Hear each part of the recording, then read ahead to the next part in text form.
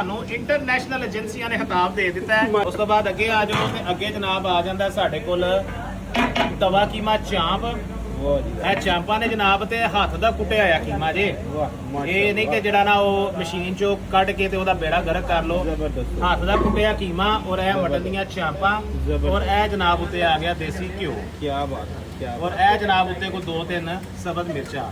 ਮਾਸ਼ਾਅੱਲਾ ਅੱਛਾ ਦੇਸੀ ਘਿਓ ਤੁਸੀਂ ਜਿੰਨਾ ਮਰਜ਼ੀ ਖਾਓ, ਖਾ ਕੇ 10 ਮਿੰਟ ਸਿਰਫ ਵਾਕ ਕਰ ਲਓ, ਇਨਸ਼ਾਅੱਲਾ ਤਾਲਾ ਹਰ ਚੀਜ਼ ਤੁਹਾਡੀ ਇੰਟਰਨਲ ਐਕਸਟਰਨਲ ਕਲੀਅਰ ਕਰ ਦੇ। ਅਦਨਾਨ ਭਾਈ ਇੰਨੀਆਂ ਚੀਜ਼ਾਂ ਦੀ ਰੈਸਪੀਆਂ ਕਿੱਥੋਂ ਲੈ ਕੇ ਆਉਂਦੇ ਹੋ? ਭਾਜੀ ਇਹਦੀਆਂ ਚੀਜ਼ਾਂ ਦੀਆਂ ਰੈਸਪੀਆਂ ਤੁਹਾਡਾ ਭਰਾ ਆਪ ਬਣਾਉਂਦਾ ਹੈ। ਮਾਸ਼ਾਅੱਲਾ ਜ਼ਬਰਦਸਤ ਕੀ ਬਾਤ ਹੈ ਜੀ। ਇਹ ਕੀ ਹੈ ਜੀ ਹੁਣ? ਇਹ ਜਨਾਬ ਮਟਨ ਦਾ ਭੁਜਿਆ ਗੋਸ਼ਤ ਜੇ। ਕੀ ਬਾਤ ਹੈ ਕੀ ਬਾਤ ਹੈ ਮਾਸ਼ਾਅੱਲਾ। ਇਹ ਜਨਾਬ ਇਹਦੇ ਚ ਜ਼ਿਆਦਾਤਰ ਸਾਡਾ ਰਾਨ ਦਾ ਪੁੱਟ ਦਾ ਤੇ ਦਸਤੀ ਦਾ ਜਿਹੜਾ ਨਾ ਗੋਸ਼ਤ ਇਸਤੇਮਾਲ ਹੁੰਦਾ ਹੈ। ਔਰ ਇਹ ਜਨਾਬ ਇਹਦੀ ਜਿਹੜਾ ਨਾ ਪ੍ਰੈਜੈਂਟੇਸ਼ਨ ਆਉਂਦੀ ਜੇ ਇਹ ਜੀ।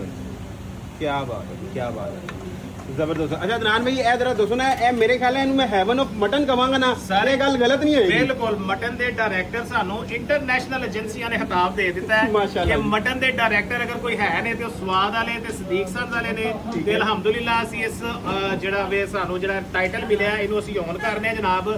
ਤੁਸੀਂ ਇਹ ਵੇਖੋ ਕਿ ਅਫਤਾਰੀ ਦੇ ਵਿੱਚ 15 ਮਟਨ ਦੀਆਂ ਡਿਸ਼ਾਂ ਕੋਈ ਮਾਈ ਦਾ ਲਾਲ ਨਹੀਂ ਦੇ ਸਕਦਾ। ਅਸੀਂ ਦੇ ਵੀ ਰਹੇ ਆ ਤੇ ਨਾਲ ਸਾਲਮ ਬੱਕਰਾ ਵੀ ਦੇ ਰਹੇ ਆ। ਜ਼ਬਰਦਸਤ। ਤੁਹਾਡੀ ਅਗਲੀ ਵੀਡੀਓ ਇਨਸ਼ਾਅੱਲਾ ਤਾਲਾ ਉੱਥੇ ਕਰਾਣੇ ਆ ਤੇ ਵੇਖਿਆ ਜੇ ਕਿ 15 ਡਿਸ਼ਾਂ ਪੂਰੀਆਂ ਹੁੰਦੀਆਂ ਨੇ। ਇਹ ਦੱਸੋ ਅਦਨਾਨ ਭਾਈ ਸੈਰੀ ਇੱਕ ਕਰਨ ਵਾਸਤੇ ਜਾਂ ਮਟਨ ਦੇ ਡਿਸ਼ਸ ਖਾਣ ਵਾਸਤੇ ਕਿੱਥੇ ਆਣਾ ਹੋਏਗਾ ਸਾਨੂੰ? ਸਰ ਸਾਡੀਆਂ ਇਸ ਟਾਈਮ 4 ਬ੍ਰਾਂਚਾਂ ਨੇ ਜਿਨ੍ਹਾਂ ਦੇ ਵਿੱਚੋਂ 3 ਜਿਹੜਾ ਵੇ ਨਾ ਆਪਰੇਸ਼ਨਲ ਨੇ। ਇੱਕ ਰੋਜ਼ਿਆਂ ਦੀ ਵਜ੍ਹਾ ਤੋਂ ਅਸੀਂ ਕਲੋਜ਼ ਕੀਤੀ ਹੈ ਕਿਉਂਕਿ ਉਹ ਕਾਫੀ ਦੂਰ ਹੈ।